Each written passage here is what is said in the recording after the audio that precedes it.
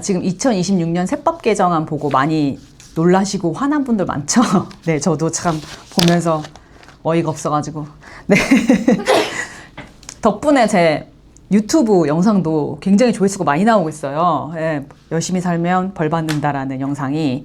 왜냐면 세금을 너무 많이 지금 열심히 산 사람들한테 매기고 있는데 가장 문제가 되는 건 지금 초고가주택을 가진 노인분들이에요. 그래서 수십 년 한 집 살았는데 내가 투기꾼이냐 이러면서 기사들이 나오고 있는데 왜 이번 세제 개편안이 강남 이제 노인분들의 분노를 샀는지 하나하나 한번 이야기해 볼게요.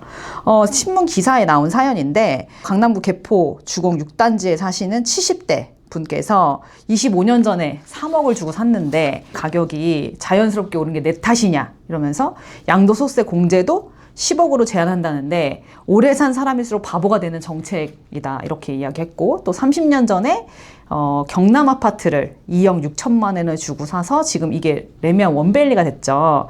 했던 85세 김모 씨 할아버지도 연금 말고는 소득도 없는데 자식들한테 돈 빌려서 세금 내라는 것이냐라고 한탄했다고 이렇게 되어 있어요. 그래서 세금 무서워서 조만간 집을 내놓을 생각이라며 강남권은 노인 원주민이 밀려나고 젊은 부자만 사는 성역이 될 것이라고 했다.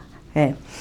이게 이번 세법 개정안을 보면 정말 정부가 강남권에서 오래 사신 분들 그런데 세금을 부담할 수 없는 이제 소득이 없는 분들을 그냥 팔고 나가라고 거의 이야기하는 거랑 똑같아요. 예. 왜 그러냐면 우리가 세금이라는 거는 부동산 관련된 세금이 크게 세 가지가 있거든요. 살 때 내는 세금 취득세, 그 다음에 가지고 있을 때 내는 세금 보유세, 그리고 팔 때 내는 양도소득세가 있어요.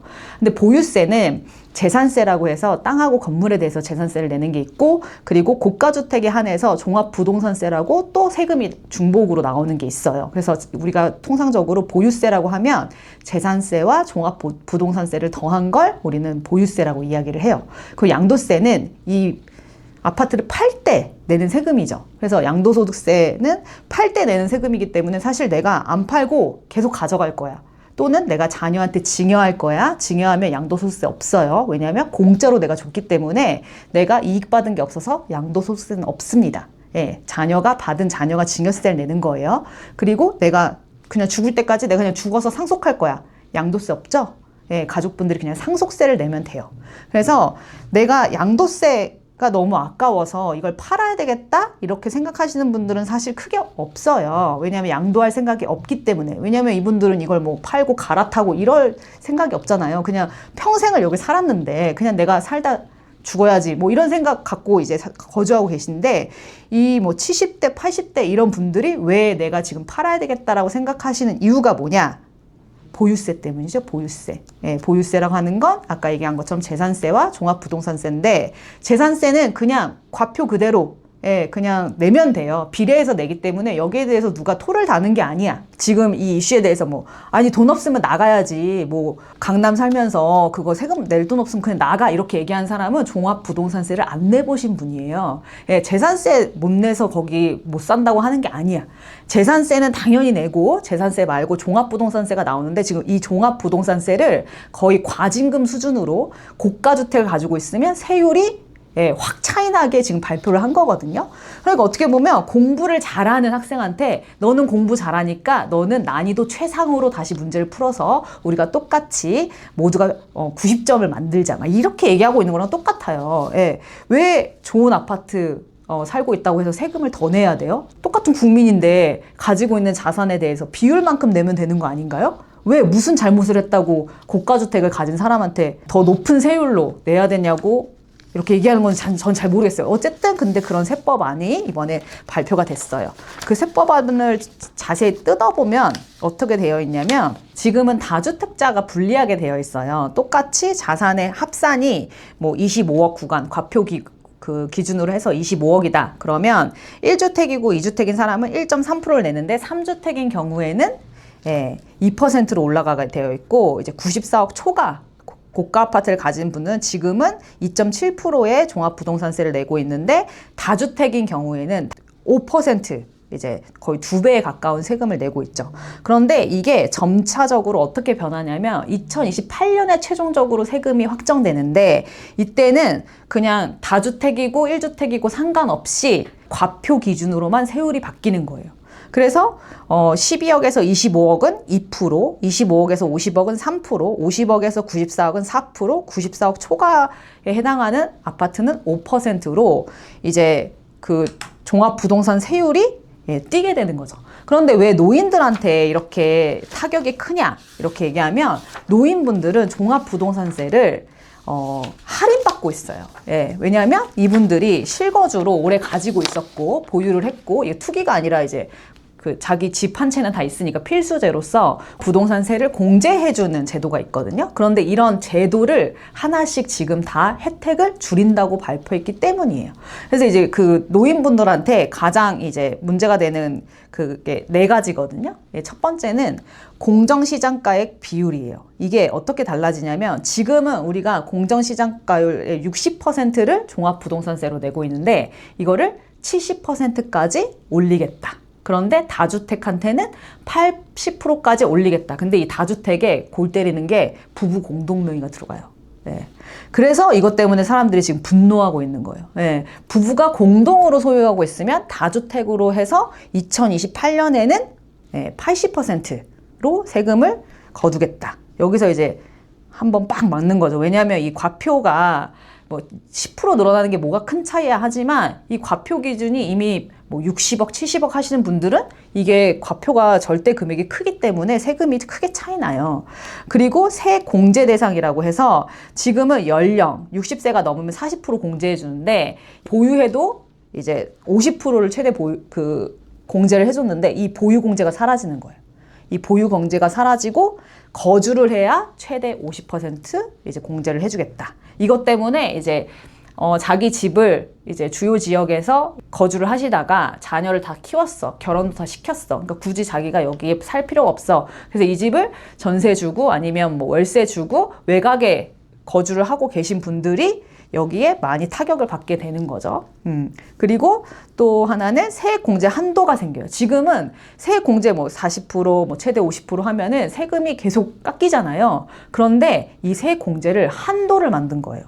내년에는 800만 원까지만 해주고 그 다음에는 600만 원까지밖에 안 해주겠다는 거예요. 그러면 세금의 공제 한도를 딱 설정해 놓으면 아무리 공제를 해줘도 세금액이 커지죠. 그래서 이 노인분들이 세금 부담이 커진다. 그리고 마지막으로 세 부담 상한율이라고 해서 우리는 조세 저항이 있어요. 갑자기 이렇게 세금을 확 올리면 어떻게 세금을 내요? 조세 저항이 생기는데 이것 때문에 매년 세 부담 상한율이라는 게 있거든요. 이게 종합부동산세는 원래 매년 150%였어요. 작년 대비 150%밖에 못 올려. 근데 이 상한선을 200%로 만들어 놨어요. 그러면 이렇게 공제 한도를 다 만들어 놓으면 이 노인분들은 매년 2배씩 늘어나는 구간이 오는 거예요. 지금 납부하고 있는 보유세보다 매년 2배씩 늘어나는 구간이 오는 거죠. 그래서 실질적으로 진짜 너무 많이 바뀌니까 뭐 혜택을 다 줄였어. 뭐 너무 꼼꼼하게. 그러니까 이제 이 강남 사시는 분들이 더는 못 산다. 뭐 나더러 지금 자식한테 대출 받아가지고 이거를 내라는 거냐. 도대체 이걸 나가라는 거냐. 막 이렇게 이야기하실 수가 있죠. 실질적으로 이제 그 시뮬레이션에 돌려보면 그 압구정동 아파트 있죠. 현대 8차. 지금 현재 기준 시가가 한 70억 정도니까 공시가는 한 50억 정도인데 이 아파트를 예를 들어보면 현재는 60세인 소유자가 이제 10년을 거주했을 때 올해는 937만 원을 내요. 1000만 원이 안 되죠. 근데 2028년에는 3295만 원으로 거의 3배가 늘죠. 그리고 10년간 내가 여기 이제 거주를 하지 않고 보유만 하신 분이다? 그러면 4,480만 원 늘어나요. 60대에 국민연금 아직 개시 안 했네요. 60살이니까 65세부터 보통 개시하잖아요. 그럼 내가 사적연금, 퇴직금, 연금으로 지금 살아가고 있는데 여기에 1년에 4천만 원, 뭐 3천만 원 이런 걸 내라고 하면 이분들이 당연히 멘붕에 빠지는 거죠. 왜냐하면 완전 이게 그냥 종부세를 단순하게 5천만 원 종부세 못 내요? 이렇게 얘기하는데 5천만 원 종부세를 내기 위해서는 여러분 1억에 가까운 돈을 벌어야 돼요. 왜냐하면 우리는 소득세를 내고 그리고 또 거기에 또 건강보험료도 내고 여러 가지 세금을 내면서 세후 이 세금을 벌어야 되는데 그러면 막말로 한 8천만 원 벌어야 4,500만 원 보유세를 내는 거예요. 그러면 1년에 8천만 원 소득을 만들 수 있는 60대가 그런 직장이 있어요 지금? 거의 없잖아요. 정말 젊은 사람들, 한창 일할 나이, 30대, 뭐 40대가 일을 했을 때 받는 그 급여를 60이 넘은 노인분들이 받아가지고 하나도 안 쓰고 세금만 내고 다시 이거를 종부세로 내야 되는 세금인 거예요. 그러니까 부담스러운 거예요. 그러니까 남의 세금을 종부세 뭐 5천만 원 못 내면 너네 그거 팔고 나와라. 그거 뭐 70억짜리 아파트 팔고 나와서 그냥 뭐 멀리 나가서 살면 되잖아. 이렇게 쉽게 이야기하는데, 이렇게 이야기하시는 분은 지금까지 세금을 거의 안 낸 분들이 이렇게 쉽게 얘기하는 거예요. 이게 왜 폭력적이냐면, 내가 평생 살았던 동네를 그냥 돈 없으니까 떠나라 이렇게 얘기하는 거랑 똑같아요. 지금 뭐 재개발 이렇게 하면 거기에 임차인으로 살고 계셨던 분들, 아니 내가 지금 여기 살고 있었는데 이거 다시 개발한다고 내쫓으면 어떡하냐, 그래서 끝까지 거기 거주하신다고 하시는 분들 있잖아요. 그런 분들 내쫓으는 거랑 똑같아요. 왜냐면 내가 여기 평생 살았고, 내가 여기 주변에 다 친구들 있고, 내가 다니는 직장 근처고, 아니면 내가 다니는 병원, 이게 다 인프라가 다 내가 30년, 40년을 누렸던 건데, 내가 지금 세금 때문에 밀려나면 이거만큼 비참한 게 없는 거죠. 예. 그리고 또 여기다가 또 불을 질렀어.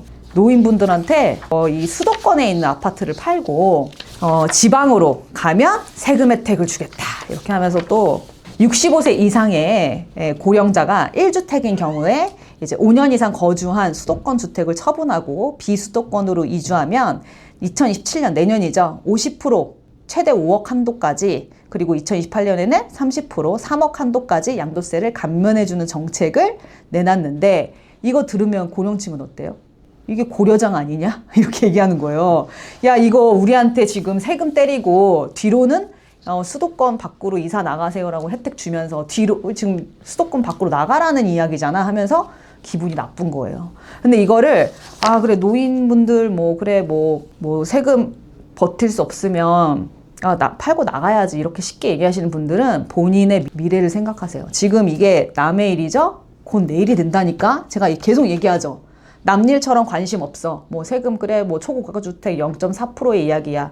곧 내일 된다고. 예. 이렇게 무관심하게 남의 세금 많이 걷는 거 쉽게 이야기하면은 곧 내일 되면서 속이 뒤집어지니까 이런 거에 관심을 좀 가지셨으면 좋겠어요. 그래서 이걸 어떻게 해야 되냐, 이제 저한테도 해외에 계신 분들도 저한테 막 연락이 오더라고요. 그래서 이 세금 때문에 뭐 팔아야 되냐, 어떻게 해야 되냐 하는데, 저는 이제 자녀한테 증여할 수 있거나 아니면 자녀분들의 아파트를 이제 바꿔치기 할 수 있다, 이제 갈아타기 할 수 있다 정도의 좋은 아파트라면 내년에 자녀하고 맞교환을 하시던지 아니면 자녀한테 일부 증여를 하시던지 하면서 세금을 좀 줄이는 방법을 계획하시면 좋을 것 같아요. 이 종부세라는 거는 사실 인별과세거든요. 인별과세라고 하면 내가 가진 만큼만 내는 세금이에요. 이 지분을 쪼개면 세금을 낮게 할 수 있어요. 이게 약간 상속세랑 비슷한 개념인데, 이게 세율이 누진세처럼 약간 올라가는 구조잖아요. 과표 기준이. 그런데 내가 여러 사람이랑 나누면 과표가 떨어지겠죠? 그러면 이제 과세 표준이 이제 낮아지니까 그렇게 해가지고 세율을 낮추는 방법이 있다. 물론 이제 한 집을 여러 사람이 가지면 이게 다주택으로 인정돼서 이제 그 공정시장가율 비율이 70%가 아니라 80%까지 늘어나는 단점은 있지만, 초고가주택은 이거를 5%의 보유세를 내느니 차라리 뭐 2%, 3%씩 여러 사람이 내는 게 더 절세가 될 수 있다라고 생각을 해요. 그래서 고가주택, 특히 내가 이 보유세를 낼 수 있는 정도의 소득이 없다, 현금 흐름이 없다, 이런 분들은 가족들끼리 약간 전략을 잘 짜셨으면 좋겠어요. 요즘은 뭐 젊은 분들도 집을 살 때 나라에서 대출을 해주지 않기 때문에 가족 간의 팀플레이가 굉장히 중요하거든요. 그러면 이렇게 집을 가지고 현금이 없는 부모 세대 분들은 이것도 마찬가지로 좋은 자산이면 이 좋은 자산을 그냥 다른 사람한테 싸게 팔 게 아니고 우리 가족 안에서 누군가가 이제 가져갈 수 있는 그런 전략을 잘 세우시면 좋을 것 같아요. 네, 제가 인스타그램에 이런 내용들을 이제 올렸더니 댓글이 정말 다양하게 많이 달렸어요. 그래서 요즘 제가 댓글 부자가 됐어요. 원래 제 인스타가. 댓글이 별로 안 달리는데 제가 하도 차단을 많이 해가지고. 근데 요즘에 보면은 뭐 세금 다 내서 망하는 것처럼 얘기하지만 실제로는 부동산 폭등으로 인해서 버는 돈도 만만치 않은데 그런 얘기는 안 하시나? 그리고 세금 내는 건 어느 나라나 다 낸다. 우리나라가 세금이 제일로 싸지. 그동안 세금을 너무 안 낸 거지. 이렇게 댓글을 또 길게 남겨주셨어요. 그래서 제가 이분한테 세금을 한 번도 안 내본 분인가 봐요. 예, 부동산 거래세, 예, 그리고 징여상속세가 세계 1위 수준인데 보유세만 보고 이야기하면 하면 안 돼요. 여러분 이제 세금을 이야기할 때는 단순히 그냥 그 세금 항목만 딱 이야기하면 이거는 세금이 낮다, 높다 이야기할 수 있지만 우리가 부동산과 관련된 세금은 제가 아까 얘기도 했지만 취득세, 뭐 보유세, 양도세 이렇게 다양하게 이제 연결이 되어 있고 그 다음에 결국에는 우리는 이게 징여상속까지 연결이 된 세금이라서 사실 우리나라가 세금으로는 진짜 1등인 것 같아요. 예, 지금 소득세 과표가 변하지 않아가지고 지금 뭐 50% 건강보험료까지 내시는 분들이 많은데 예, 연소득 3억만 넘어가도 50%를 그냥 세금으로 내는 사람이 많은데 그분들이 그 50%로 부동산에 투자하면 취득세, 보유세, 양도세 계속 이렇게 뭐 중과를 때려 맞고 있는 거잖아요. 그러니까 그런 분들은 세금 많이 내는데 지금 세금을 너무 안 내고 있다고 얘기하시는 분은 지금 세금을 거의 안 내본 거예요. 본인은 누진 세금을 거의 안 내본 사람인 거지. 다른 분 또 이야기 해볼게요. 그리고 다른 건 몰라도 부동산은 국가 덕에 오른 거니 세금은 좀 내야 함. 특히 강남 주민들은 세금으로 이익을 환원시켜야 함. 이렇게 댓글을 달아주셨어요. 이미 많이 내고 있거든요. 네.